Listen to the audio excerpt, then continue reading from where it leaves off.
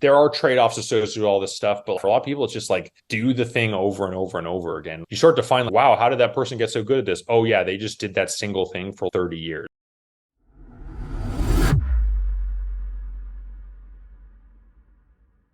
Nick, it is great to have you here on the Learning Leader Show. Welcome.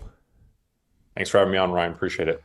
Let's go back to early 2017. You're living in Boston, and I believe it was a New Year's resolution. You decide to start writing a blog, calling it Of Dollars and Data. And you made a promise to yourself that you'd publish one blog post a week. How did that promise change your life? So yeah, at the time I was working at a litigation consulting firm or economics consulting, if you've heard of it. Good business, solid. You're like billing hours, kind of like a lawyer. You're helping lawyers a lot. So I was doing a lot of data work there. And I was like, you know what?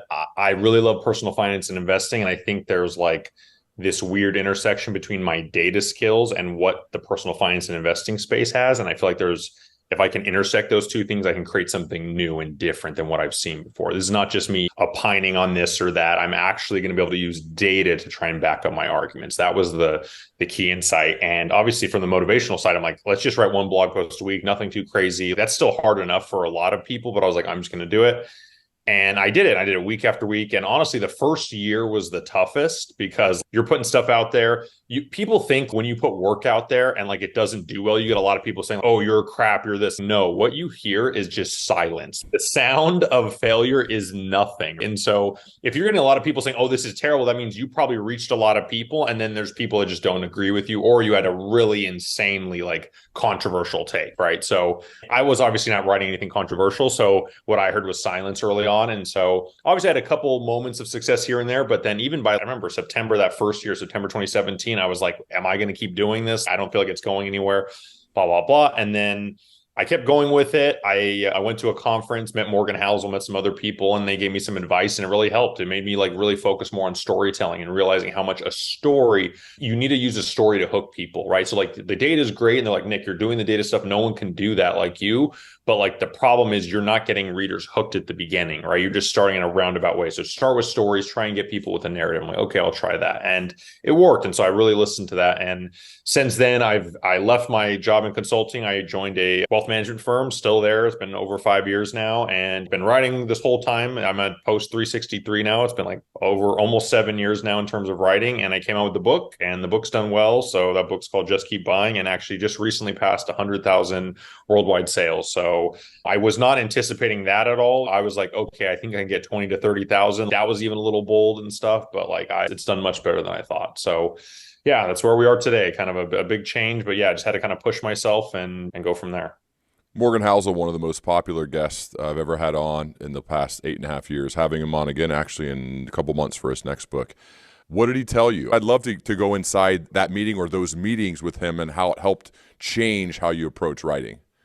Yeah, so actually I met Jason Zweig and Morgan Housel at the same time at that conference. And I said, what advice would you give? Imagine yourself like my age. I was, I think, 27 at the time. I'm 33 now. And I said, hey, like what advice would you give to your 27-year-old self about how to become a better writer? And he said, read a lot, but not about investing. That was the key insight. He's read about a bunch of stuff, nonfiction stuff that's not investing, and your brain will start to make connections, that multidisciplinary stuff. And he's like, the reason I think he didn't really explain this, but I figured it out later just from how he talked about it. But the reason why that writing is so, I guess, entertaining and useful and provocative for people is because when you start with a story that's not about investing, you can get the people that even know investing really well to like it, right? That's what Morgan does probably better than anyone. So even if you understand the investing concept of compounding or saving more or whatever, if you start with the story that no one's ever heard before, you're going to get the people that understand compounding, right? If I just start with compounding and I don't have that story, like the investment people will be bored, and the people that don't know anything about investing, maybe they'll like it, but like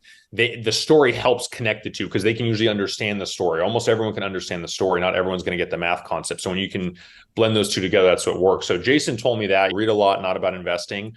And then Morgan didn't necessarily there wasn't anything Morgan told me specifically. And I think even in my acknowledgement section in my book, I said, Morgan Housel, like, I want to thank him because like he taught me so much without saying a word. And what I mean by that, he never said anything to me. I just watched him as a model of like how to behave like online, how to behave on Twitter, like how he does writing. I remember just reading his posts and one day just like it clicking. And the post in particular, which really got me, which I think he used it in his book in The Psychology of Money, but it was called The Freakishly Strong Base. And it was this idea of the reason we have ice ages isn't because of like really bad winters, it's actually because of like relatively cool summers. So there's like this base layer of ice that builds up and then that becomes an ice age, right? And so that was the story he used. But that base layer, what he was talking about, he related that to Warren Buffett and how he started investing when he was 13 years old. And so it's, yes, Warren Buffett was very rich, all this, all that, but it's the reason he got there is because he started investing so early. So by the time he was 30, he had a net worth inflation adjusted of $9 million. And so if you would put him at, and he says, let's say Warren Buffett had a net worth of only whatever the median person at age 30, and you run his same returns going forward, like he has, I don't know, a tenth or maybe a 50th of his net worth today because he started so early. That's what allowed him to kind of get to where he is. So that's a story there. It's Morgan's story, and it really taught me. It opened up my eyes. Like, wow, you find something cool that no one knows about. You then teach that and connect that to an investment story, and I think that's what's really interesting, or a thought experiment. So that's what I recommend people do. Yeah. It can be done in all industries, all facets. Like I said, if you're leading a finance team, you're leading a sales team, you're the CEO of a company, I think probably one of the more important roles that you have to be reading widely to uncover and find, and they're all out there, but find stories to tie them back to constantly reinforce and motivate and inspire your team. That's one of the biggest elements, I think, of being a good leader, is communicating really well about the mission, because it gets hard, it gets tiring, people don't want to listen, but when they know that you're really thoughtful about it and you're really working on it, I think it inspires people to want to come back. I want to go back to, you briefly said it, but it's pretty cool to hear. Ritholtz Management is a pretty well-known place. Barry Ritholtz, I've listened to his podcast, I've read his stuff, he's been around for a while. I think you obviously impressed him, but you become the COO, which you currently are, for him, I guess initially primarily based on him reading what you've written and published online. Is that accurate? Is that how it all came about? So it was actually Michael Batnick, who's a managing partner there, that found me on the blogs. And then I guess Josh heard about me as well, who's obviously our CEO, Josh Brown, and he's on CNBC a lot. And so we were talking, and I met them at that conference. That was their conference, the Evidence-Based Investing Conference, in I think it was November 2017. And I met them and say, hey, I love you guys, love to work for you guys. I'm just not exactly sure. Like, I have a really good data set skill and I understand computer systems and all the stuff. I'm not sure if there's a role there, but maybe there's something we can work out. And they said, and we basically ended up talking like, yeah, we have tons of data and we don't know what to do with it. We don't know how to analyze it, all this. So I came in and started kind of taking over that piece. And slowly I started doing like everything technology related at the firm. So like I run the firm websites, right? I do analyze all the data in our lead funnel, and we get leads coming in that are reaching out to us from the blogs and the podcasts and the YouTube and everything. And so as I slowly just started getting more integrated with the firm, I started doing more and more stuff. And that's kind of how I became the COO. It's different than a traditional COO role, like at a steel manufacturer or something. It's very technologically oriented because tech's really taking over a lot of stuff. And especially at RIAs, like tech is like the future. And I think we believe in it and we demonstrate it. Like that's where everything's going. And so being on top of that is kind of what allowed me to do that. So it's really my data skills that got me there. Of course, they noticed me for my writing skills, but I'm not at the firm specifically for my writing. Yes, I brought in a handful of clients from doing this, but it's not like my core responsibilities to put out the writing. I do that because I love it and I enjoy it. And of course, it helps us as our brand as a firm, right? In general, like there's a bunch of content creators we have Would they even be aware of you though without it? No, definitely not. Without my writing, there's no way. I could have gone to them and said, hey, and maybe they would have talked to me. They wouldn't know anything. But it's much easier when you have a public facing thing. In this case, writing. It doesn't have to be writing. But in my case, like I had some sort of content vehicle that could showcase my skills, not just like, hey, like I didn't have to send them. Here's the example I give. I didn't have to send them a resume. They didn't ask for my resume. It's not that I didn't have a bad resume. I went to a good school. Like all that's fine. That wasn't the issue. It's just like they didn't need the resume. People just saw my work and said, yeah, I want to hire this person. And actually you brought up, we talked about Patrick O'Shaughnessy before this. He's one of the people that you like respect and admire. Funny enough, I actually interned for O'Shaughnessy for 2 months before I started with Ritholtz. And that's all because they found my writing. So like really it is, and I'm only saying that, I'm not saying that to brag. I'm saying that because writing and putting content out there is a way to get people's attention, and people, you don't have to have the resume anymore. They will come to you, right? That's it truly is a resume. Like my online resume is 362 posts of just writing every single week. Well, how else can I show, oh, I'm a hard worker? Everyone says they're a hard worker. Like, how else can you demonstrate that? It's just there. Like, proof of work is much easier that way. So something I recommend people do. It doesn't have to be writing. It could be anything. Like, even if you fail at it, it just shows some sort of, and when I say fail, it's relative, but like it shows grit, shows determination, willing to try. Like David Perel, who's one of my favorite like writing guys, he's one of my friends. He put out YouTube videos, like I think 100 in a row, like a long time ago. They didn't go anywhere, but he just kept going. And he's one of these people that just keeps working even when it's not working, and he tries stuff. And he's like an amazing entrepreneur.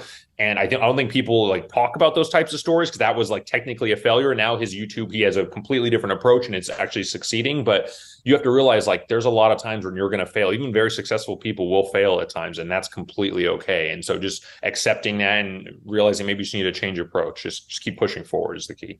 Well, writing slash creating and publishing, I think, has two primary benefits. I'd love for you to touch on both. We've already touched on one of them, is how it can be the greatest tool for serendipity, networking. Networking gets a bad rap, but in a way, it's a much better version of networking because you're putting it out there. Anybody and everybody can read it, and it has created multiple opportunities, probably some amazing relationships for you. We've already mentioned some of those people. But the other part about it that I'd love for you to go a little bit deeper in, why I believe every leader should have a writing practice, is I think it's the ultimate tool for clarity. You may have a title of a blog post or a title of your book or a title of a chapter, and until you really dig in to write a useful story and the science and evidence to back up the story and then the practical application to weave it all together, that's when you really learn. That's what I found from writing a few books and writing online. And I'd love to hear your thought process when it comes to writing as a tool for clarity. Yeah, I completely agree with that. I mean, there might be some writers out there that can just like Mozart, just it's all just comes out perfectly right out the gate. But I think most writers are more like Beethoven. You're at war with yourself. And if you actually look at the cool things, if you actually you look at a Beethoven transcript or a Mozart, it's like written perfectly. Like you just see one draft, that's it, right? Beethoven's is rewritten, done this. And I think that's how most creators are. Like we're battling ourselves about what's the right way to do something. And so you might think you have a great idea, and as soon as you go to write down, you're like, wait, this is way harder. Why is this harder than I thought? And so maybe it's because you haven't thought about it enough. You haven't really gotten to the nuance. And when you start to write it, that's where you get the clarity. That's where you're like, actually, maybe this argument doesn't make sense. Maybe I need to do more research. Maybe I need to find another story.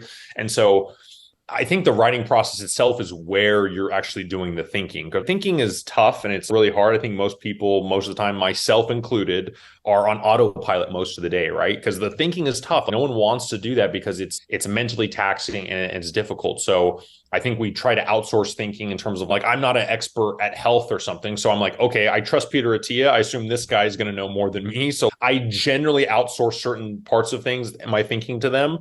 And that's fine. Sometimes you got to be careful. You have to still be somewhat rational and be like independent in some way. But I think it's okay to outsource your thinking a little bit, but you can't outsource it everywhere. So in your domain of expertise, you need to be very critical of what you're thinking about. And again, you mentioned too the second part of that, which is it's the ultimate tool for serendipity, for creating relationships, for networking. Instead of you going out there, it brings people to you. I know this from a podcast perspective because I get asked about my business because I do a lot of advising, consulting, working with leaders and building out leadership development programs.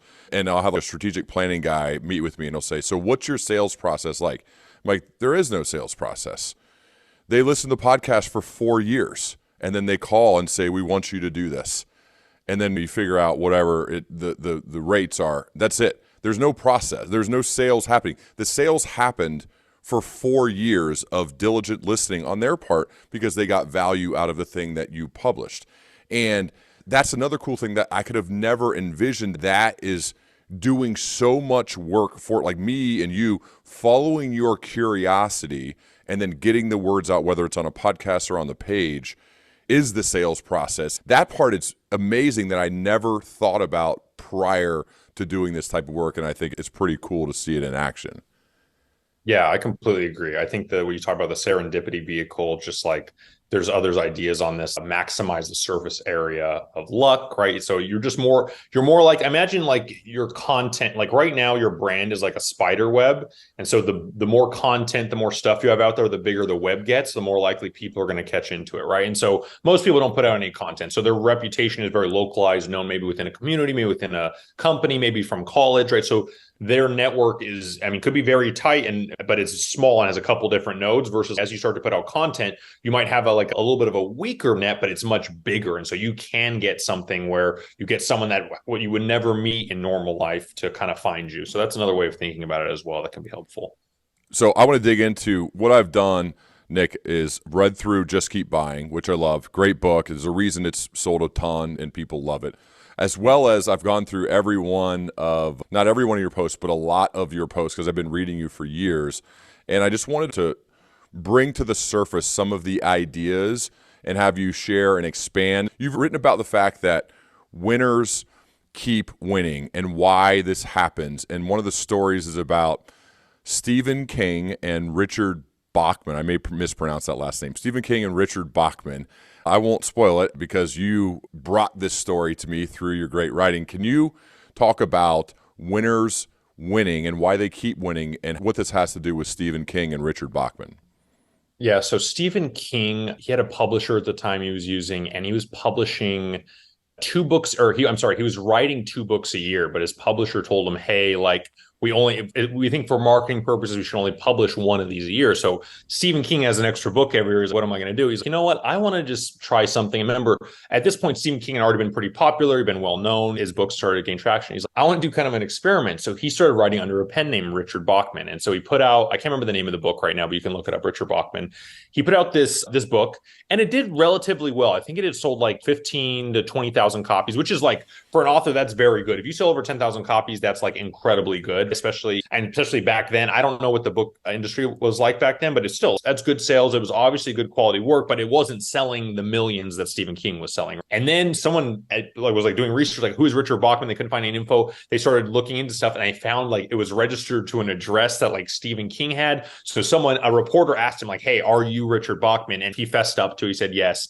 And as soon as that story broke, like that book for Richard Bachman's book, aka King's book, just shot to the top of the bestseller list. It went crazy, all that. Same thing happened with J.K. Rowling. She was writing under, I think, something Galbraith. I can't remember. I think it was called like The Cuckoo's Nest or something. I can't remember the name of the book, but she was doing the same thing where she had a secret book or a secret pen name. And as soon as people found out, it went to the top of Amazon's bestseller list, etc. And what that shows is once you have this network effect of this cumulative advantage over others in the space, like you're going to keep having that unless something really bad happens that you do to tarnish your reputation or something like that. But even Stephen King wrote a terrible book, that would sell more than if I wrote a very good book, right? It's going to sell more than Just Keep Buying, even if it's not good, because his name's there and he's been putting out such quality work for so long. Now, I don't think Stephen King is going to write a, quote, terrible book. Maybe he'll write one that isn't as well received as others, but I think the whole idea here is, yes, quality matters, but there's a little bit of, once you start having a little bit of like good luck in your favor, it kind of keeps tending to happen. So there's this like cumulative advantage. And we see this not just in writing, but like in a lot of industries, this is true. This is how monopolies become bigger. Now, of course, they don't stay around for forever. Things will slowly degrade them, but it is how things grow. And once you have an advantage over someone else, you have more resources. You can use those resources to further your position, etc. Let's say somebody's earlier in their career, Nick, and what's the key learning? Because some of them say, oh, man, this kind of sucks. I'm up against it here because I haven't had that yet. And to me, I viewed it as almost inspiration or motivation to get that ball rolling. And he did the work, right? Stephen King earned his way there. So what's the key learning that your takeaway for someone maybe who is not either at that level or even near that level? And because to some, that might be demotivating. To me, it was actually very motivating. I'm curious how you viewed it. Yeah, I think the takeaway for me is like, you have to realize that, yes, luck is there. And so not every person, even when people, same quality, one might outcompete someone. So there is a little bit of that going on. But the motivational part is you have to keep at something for a very long time before you necessarily see results. Doesn't mean you should obviously take feedback, take input. If you're not seeing any results, zero results after years, that's probably a bad sign, right? But you want to see some sort of progress, even in a small way, and just keep going at it. And It's really just doing like the boring, simple stuff every week. And that's what kind of leads to success. And so people are like, oh, wow, you wrote this book and it's like all this. It's like, no, like 60% of my book came or was inspired from blog posts I wrote. The other 40% was brand new material, but 60% of it was like a blog post. And I said, okay, hey, how can I take this idea and make it better? How can I really refine it? What you saw on my blog was the rough draft. Let's take this idea and bring it to its logical conclusion, right? So when I'm thinking about it, every week I'm just putting out a blog post. That's all I've done. That's it. I do one blog post a week. People are like, oh, do you want to start a podcast? Do you want to do a YouTube? Do you want to do this? And I'm like, no, those are distracting me from my core thing that I'm getting really good at it now. And I wasn't good at it. You go read my second or third blog post. My first one was decent, but read my second or third blog post. You're like, what the heck? This is terrible. And I'm like, yeah, it is. I wasn't good. I got better. So that's the key here. It takes a long time. And in terms of just like the monetary side of it, like for 3 years, I didn't make any money on the blog. And so I wasn't doing it because of money. At least when I started, I wasn't doing anything because of money. Now there are things I've done because of monetization and whatnot, but you kind of have to enjoy what you're doing and just enjoy the process, right? So that means it's going to take a long time, and I can't guarantee the level of success, but I can pretty much guarantee that you're going to move in the right direction over time if you keep at it, right? Doesn't mean you're going to sell a million books, doesn't mean you're going to do this or that, but I do believe that people that keep at things for a long time tend to succeed in them in some way. So you just got to keep at it. One of the biggest differences between the ones who sustain excellence and make it happen over time is that they were willing to get through those first years where you hear that deafening silence, or you get no feedback, not even bad feedback or haters. You get nothing. It's even worse. You'd rather somebody, hey, Nick, this is terrible, and here's why. You'd rather that than just nothing. But I think that's part of it, is you have to have kind of a love of the craft, a love of the process. Peyton Manning always talked about he loved taking every rep in practice. And the day he realized he either couldn't do that for health reasons or he didn't like it, then that was the day to stop. I think that's big when it comes to whatever the creative pursuit, writing, podcasting, a love of the prep, a love of the research, a love of the reading. It's too hard to keep going if there isn't some insatiable curiosity and love of the process. Like, you have a love of the process, and you've written about this recently, that you've got off track at times, but now getting back on track of a love of the process of writing, and most importantly, writing about what you're most interested in and curious about, as opposed to trying to have search engine optimization and gain it based on what's popular right now. Yeah, exactly. So like I recently wrote a post on this year in 2023. I was like, you know what? I want to try and get more organic traffic. Every week I have to go out there and put my content and fight for page views. Like, why is this relevant? Why should you care? So every week I go fight for my traffic. I do have an audience. I have a newsletter. So that's somewhat passive traffic, but like I have to go out there on Twitter and Instagram and be like, put stuff out there and hope people read it. And so I was like, why don't I put stuff that like people are already searching for? So I did that and it worked well. Like I saw my organic traffic go up 6x, like that helped with page views, all sorts of stuff. But at the end of the day, I was like, I'm writing stuff that I don't really want to write about, right? I'm writing about topics that I don't necessarily love. I still put in the research. I tried to write the best blog post I could. So I wasn't like reducing quality at all, but it's just, I wasn't writing about stuff that I was truly passionate about. I think it was showing up in my writing. My writing was becoming more formulaic. I was doing stuff that was more like, it was more like listicles, and it was helpful, but it wasn't necessarily aligned with my core audience. So that's an example where I was clearly going after page views and ad revenue and all that. And I admitted this, and I'm like, hey guys, I did this. Like, it worked. I was actually doing what I want, but then I was like, why am I doing this? And I had to like really, it started to make me not want to write anymore. I wasn't excited to write. I wasn't like, oh my God, this idea, I have to get out there. It's a good idea. That's how I generally feel with most of my blog posts. But this year I kind of got off track a little, and I admitted that. And my audience was very open. They're like, yeah, I could tell you kind of changing. And I was like, yeah, it's true. I was doing things differently, and I'm not going to do that again. And it's a lesson for people out there, because they're like the people that make the most money in some of this stuff. It's, you just have to put out stuff that's just like kind of bland. It's not necessarily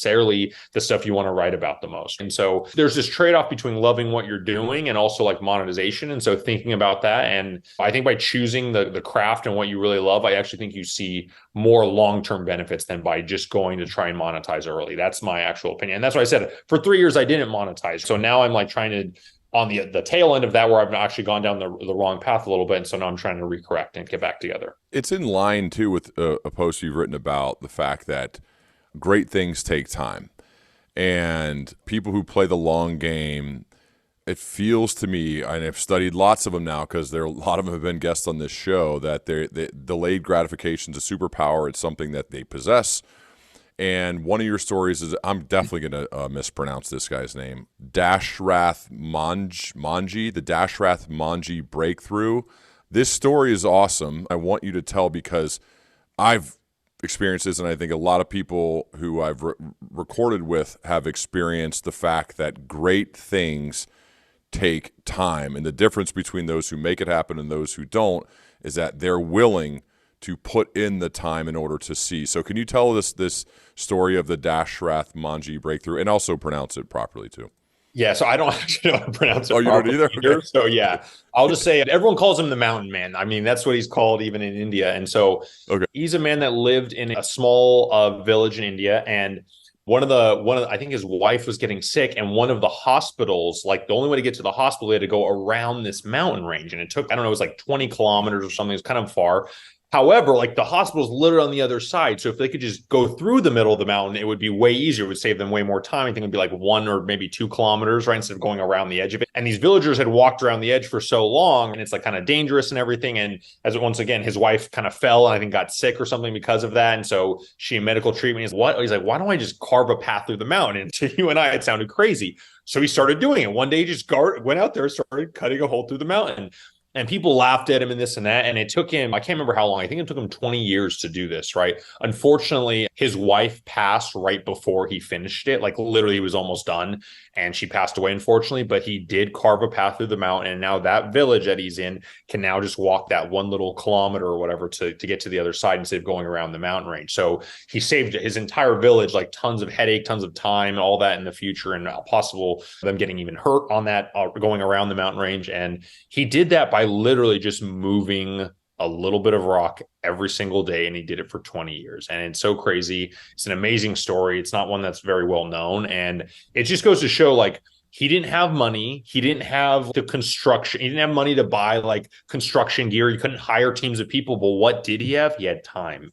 And so everyone has a resource, whether they realize it or not. Like every person should have some sort of resource, right? And so for a lot of people, especially younger people with not a lot of money, you may not have a lot of money, but usually have a lot of time. So that's the lever. So you got to pull the lever that you have when you have it. So I think for most people, especially younger people, that's time. As you get older, hopefully you've been saving, you start to have some capital there. And then there's other things. You have a network, there's other resources you can rely on. And so that's the thing with thinking about great things take time. It's just they really do sometimes. Like you always hear about the overnight success that took 10 years, but that's kind of how it works. It's really going up an exponential curve is kind of crazy because even I've experienced this in very small ways. And trust me, my success compared to the other people you mentioned, James Clear, Morgan Housel, they've sold millions of books, far more successful than myself. But just seeing it play out is still just kind of amazing to think that I could even sell as many books as I did. And we sold 50,000 by February. And now in 6 months, we've sold another. I remember it was out for almost a year. We're at like roughly 50,000. And then we sold 50,000 in the next 6 months after that. So it's like kind of accelerating in some ways. So that's one of those examples where it's like, it's hard to predict what's going to happen beforehand. And it just takes a lot of time.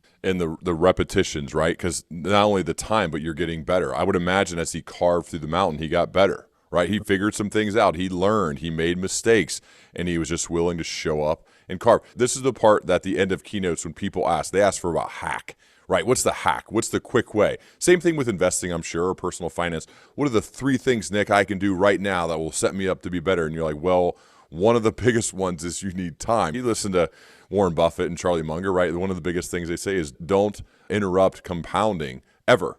That's the biggest way. And I think that is such a letdown for people when I share that answer. Well, it's 500 repetitions over 8 years. It's all of the preparation that went into each of those moments.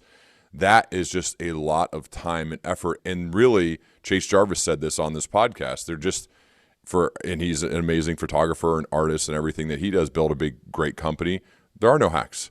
There just aren't. The hack is doing the work. And I think that is just an unsatisfying answer to a lot of people. Just think about it logically. If there was an easy way to do it, it would already be solved. If there was an easy way to get rich, we'd all be rich. Or if there's an easy, certain things we have actual solutions to. Oh, I don't want to get smallpox. Okay, we have a smallpox vaccine. That's easy. People get that. If there's a simple solution, people just take the simple solution. Oh, I'm dehydrated. Okay, you need water. You probably need some sort of vitamins or minerals, whatever that is. Like if there's a simple solution, there's a way to do it. People would just do that. If there isn't, then obviously it's not solved. And so that's why I think same thing with like diet, fitness, finance, all these things are, they were easily solved games. We'd all be like super fit, we'd all be super rich, but they're not. And that's why we have people sitting there saying, what's the hack? And like, there isn't one. And no one wants to talk about that. But I mean, it's not good marketing. How am I going to market? Hey, by the way, guys, it's going to take you 30 years. Who wants to sign up for that? But that's the truth. And it doesn't sell as well as, hey, I have this one simple trick. And so it, once again, it's like this pull between being honest and truthful and like monetization, right? You can't monetize the truth necessarily. Sometimes you can, but a lot of times you can't. And so figuring that out and trying to find those people that are like, okay, yeah, I actually want the truth. Like those are the people that you want in your audience and on your team and kind of following you. And that's kind of what I kind of shoot for. You wrote a post called The Constant Reminder. And this is about how the right decisions and compounding can lead to huge results. So this is about NASA. And they made decisions 40 plus years ago that had a profound effect on the Voyager missions, much beyond, farther beyond their initial thoughts. But it's about the decisions. Can you share that story of NASA and the Voyager program and how it had an impact for such a long time and why this is a constant reminder?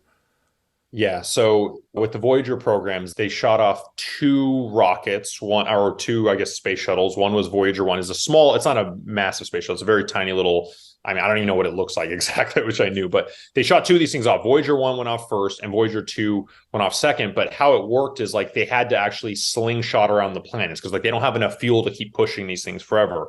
And so based on the decision they made early, they shot Voyager 1 off, but then they said, hey, maybe if we use Voyager 2, we can slingshot around these planets. And as a result, it'll go faster. So even though Voyager 1 left Earth before Voyager 2 eventually passed it, and to this day, Voyager 2 is the furthest man-made object from Earth, further than anything we've ever sent anywhere else. And so it's out there, it's sending data back periodically. And I think, I can't remember when, I think it's like 2030, it's going to stop sending information back.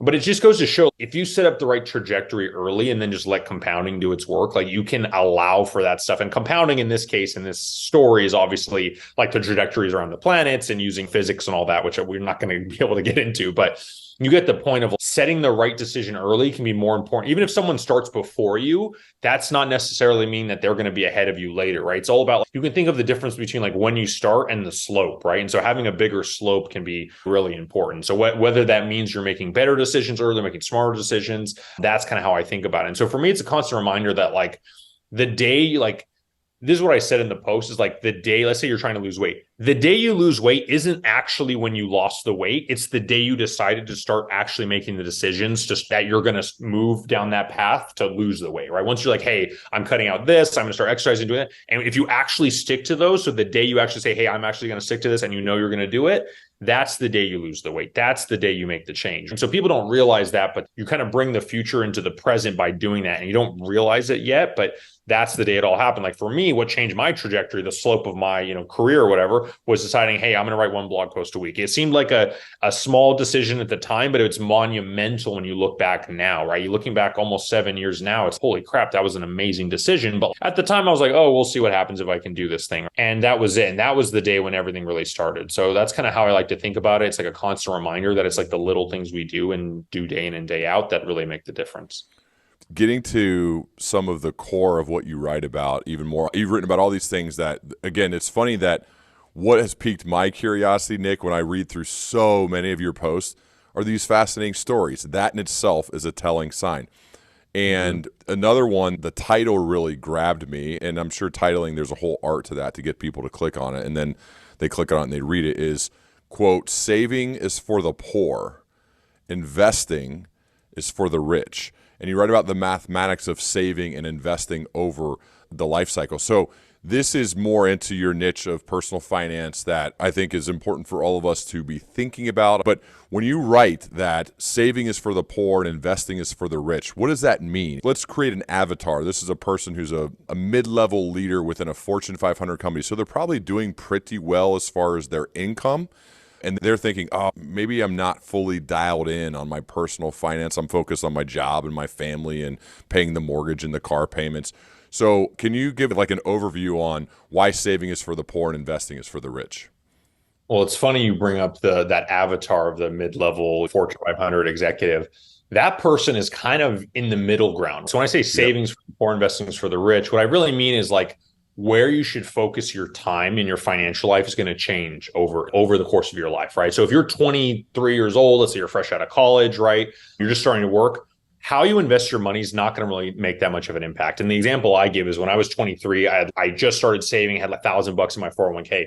Even if I got a 10% return, that's $100. At the same time, I was regularly going out with friends in San Francisco, dinner, drinks, Uber home, whatever, Uber just come out. All that was happening. And I would easily spend $100 in one night. So I would spend my entire year's investment return in a good year, like 10% in one night. So it's like, what was really the dial? I'm talking about the lever I was pulling. When I was 23, the lever was my spending, was like how I saved money. Saving is for the poor. I mean, I don't say poor. And when I say poor, I don't mean abject poverty. Like that's true with abject poverty, but even I'm talking about relative poorness. Like I was poor 23 relative to my, 65-year-old self. All else equal, assuming you have a decent life, career, you save, etc. Like young people are poor relative to their older selves, all else equal in expectation. So that's the idea. And then imagine someone who's 60 years old, has $1 million portfolio, a 1 year returns $100,000. Imagine saving $100,000 after tax or something like that. That's a lot of money. So of course that can be done, but it's much harder to do that than like just get an investment return. So someone who's 65 or retired has to focus everything on their portfolio because they can't necessarily work and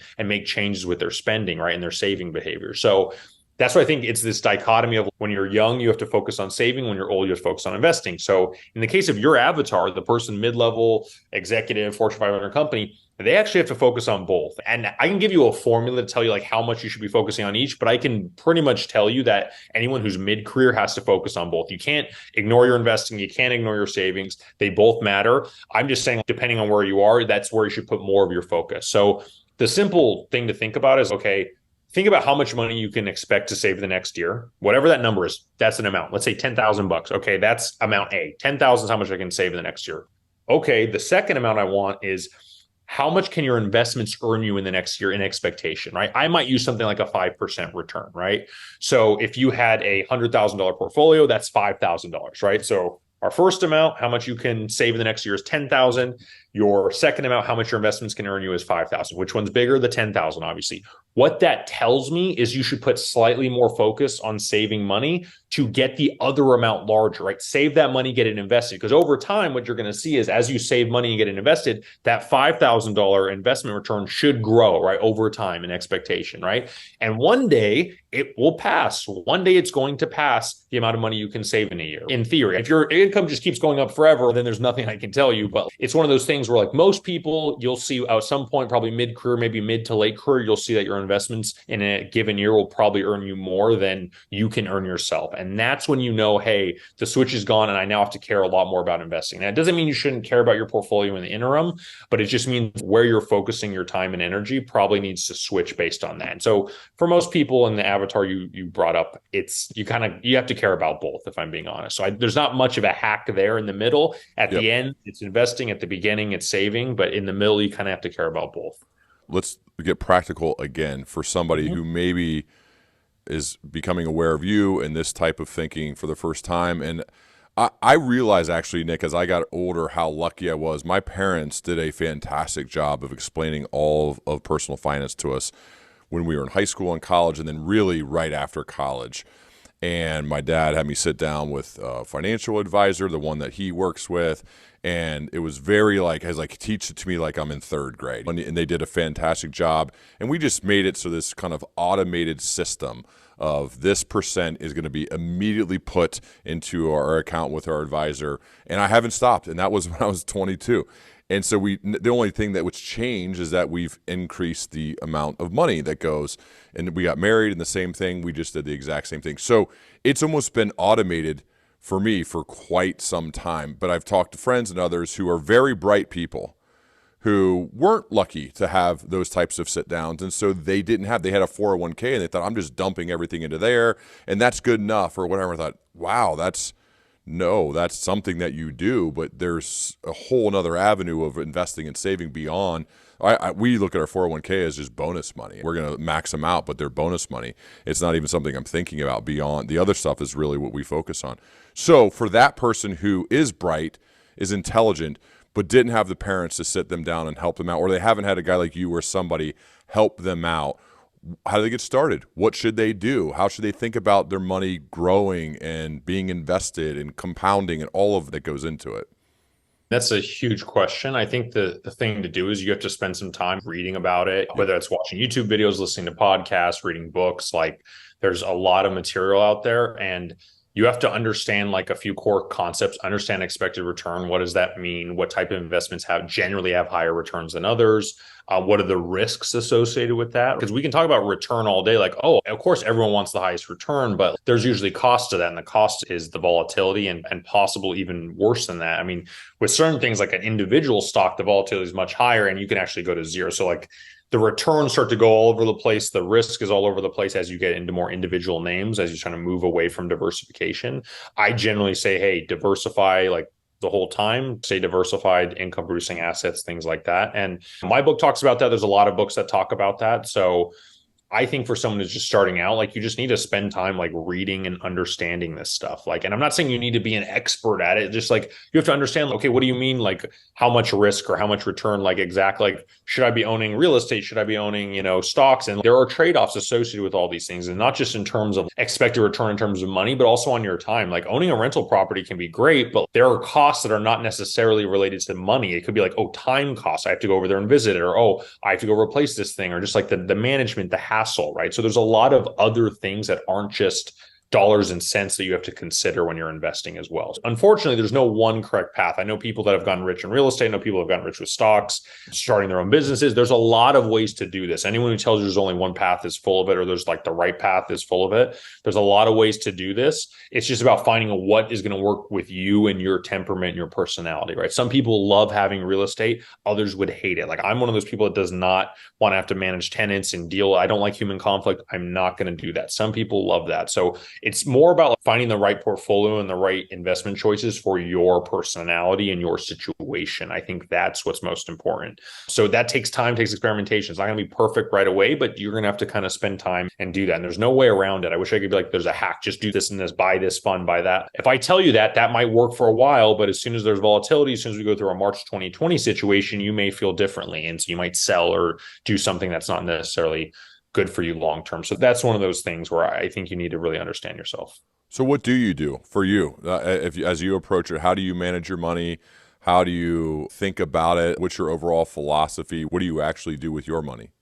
Yeah, so my investment portfolio, 70% is invested in equities of some sort. I think it's split pretty much of the 70%, so 35-35 into US versus international. And that's pretty close to like market cap weightings, which is like roughly US stock market's half the world. So I try and do that. And then I have 10% in real estate investment trusts. So I don't want to manage the real estate. So that's done through, you can buy that through a brokerage account. There's tickers out there.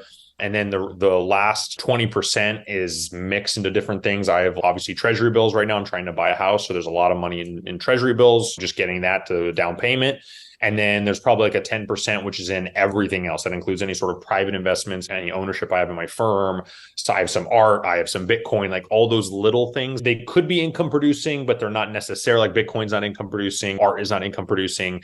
My firm technically is income producing, but it's illiquid. So I count it as like a non-income producing asset, even though it does produce income. So I think there's just different ways of doing it. So yeah, so I'd say 80 or 90% of my assets are income producing, 10% are not income producing. And so that's kind of the split I like. People can do different things. I don't think there's a right way to do it. I'm mostly equity heavy though at this point. And so I find that's useful. And I do have tilts to international, like my firm does as well, right? So I'm trying to match my firm's allocation as much as possible. Tilts to small caps, tilts to value, things like that. So value stocks. But yeah, it's pretty straightforward. And I don't think about it too much. When I rebalance, I don't go and sell stuff. I usually just keep buying into the underweight thing. So I'm kind of always trying to, I talk about this in the book, called an accumulation rebalance. So instead of saying, hey, I'm going to sell my bonds to buy my stocks, which there are extreme moments where that will make sense. Like March 2020, I sold bonds, bought stocks, right? But generally, I'm always just buying the underweight thing. Oh, US stocks are doing well. What does that mean? I'm probably buying more international stocks to bring the level back in order. So that's kind of how I'm thinking about it over time. What about fees? This is a big part of the Ramit conversation. He's like, why in the world are you paying 1% AUM, assets under management fee, to your advisor? You should pay him a flat fee, an hourly rate, whatever you want to do. What do you think about the whole fee structures when working with a financial advisor? So there's been a ton of research done on this, and clients generally do. I mean, of course, no one wants to pay fees. Everyone wants everything for free. So Right. let's get that out there. I'm not saying people love paying fees. That's not what I'm saying. I'm saying the type of fee that clients like to pay are the ones that are just like out of sight, out of mind. That's what AUM fees do. If every time you have to pick up the phone to call your advisor, oh crap, they're going to charge me an hourly thing, it does change the relationship in a way. And also, like, in terms of a business setting, it's much harder. Like hourly firms just cannot survive. So it's one of these things where it's like you need to have a relationship where yes, the business is profiting from the client, but like at the same time, the business has to add the value, right? Like that 1% fee is like what you're paying for is the planning, the value, the peace of mind, right? And so for some people that like, oh, I would never pay that. Yeah, you're not the right audience. You're a do-it-yourselfer probably, or you're someone what we call like a validator, which means like you like to do it yourself, but you want like a second opinion. If you want a second opinion, you don't want to pay an AUM fee. You probably just want to pay a one-off flat fee. Someone to look at your plan, you pay them what, 500,000 bucks, whatever it is. They look at your stuff and say, hey, that's good. And if you want to check in, we can pay another 500 in the future. That's fine as well. Like there are those services out there, but for a lot of people, they just don't want to deal with it. Hey, I don't understand this stuff. I don't want to sit and read 10 books and understand risk and volatility and all this crap. I want them to take care of it. I want them to come up with a plan that really helps me reach my goals. And so that's where the fee comes in. I'm not saying anything bad about Remy. I just think he's looking at it from a do-it-yourselfer's view. And from his view, that makes sense. Like, why would you pay for this when you can do it yourself and learn it yourself? And he's an expert in it. Why would you pay fees if you're an expert in it? From his perspective, it makes no sense. But for certain people, like it makes a ton of sense. And that's why this industry exists. So yeah, of course you want to keep your fees as low as possible. But if you're someone who's, hey, I don't want to spend all the time and diligence and do all that, then that's what the fee is for, right? That's why we do it. Yeah, I've come full circle because the peace of mind is probably the part that's very important. Like having somebody you trust, you believe in, you can email, text them at any time, and they'll say, hey, I have a tax question here.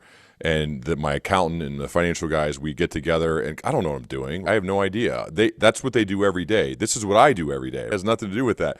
So that's the part to me that makes it worth it is I want the peace of mind to know that essentially it's how I'm taking care of my family. I want to make sure it's done well. And I'm looking at net gains but at the end of each quarter and at the end of each year. And if I'm happy with those gains, this is what my dad told me why he's perfectly fine paying the AUM fee is I'm looking at where we are net and the fact that we communicate constantly all the time. And he's very helpful in putting us in good positions.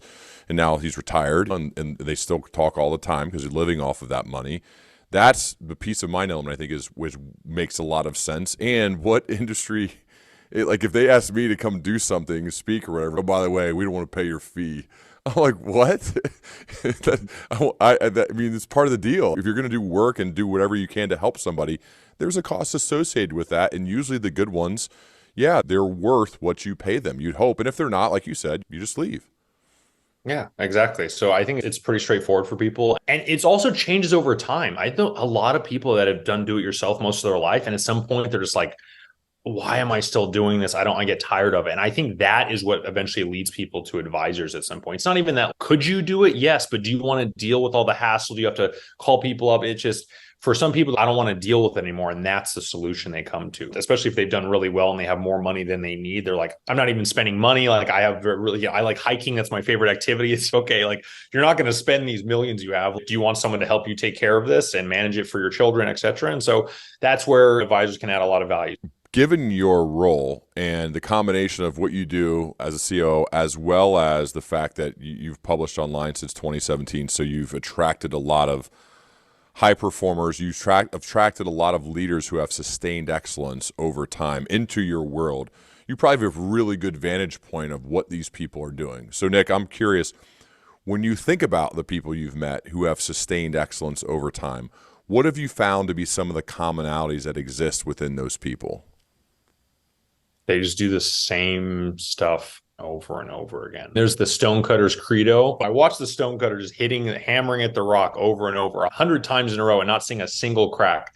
But at the 101st hit, the stone breaks in half. I know that it wasn't the 101st hit that did it, but all the stuff that came before. And so it's like that idea of just constantly going after the same thing and doing the same stuff, and it's boring, and you do it over and over again. You hear about Kobe Bryant was doing 2-a-day practices while everyone else is doing 1 a day. You hear about Tiger Woods playing golf for 10 hours a day. I've never done anything for, besides writing, I've never done anything for like straight up 10 hours in a day. Like I can't imagine doing something like that for 10 straight hours, right? And doing it day in and day out for years, right? It just takes a sustained amount of effort to really become one of the best in the world. And I'm not saying you need to become the best in the world. I'm not trying to be the best writer in the world. I think it's very outlandish, and I'm not one of those people that's wired that way. I do taking breaks and enjoying my life and everything. And so there are trade-offs associated with all this stuff. But yeah, for a lot of people, it's just like, do the thing over and over again. You start to find, like, wow, how did that person get so good at this? Oh yeah, they just did that single thing for 30 years. And by year 30, like, who's going to know how to do that better than them? I'm not saying you need to be the best, but if you're not in like the top 5%, probably maybe top 1% after 20 years, you're probably doing something wrong. So Yeah. that's how I look at it. I love it, man. Just keep hammering. The book, in fact, is called Just Keep Buying: Proven Ways to Save Money and Build Your Wealth.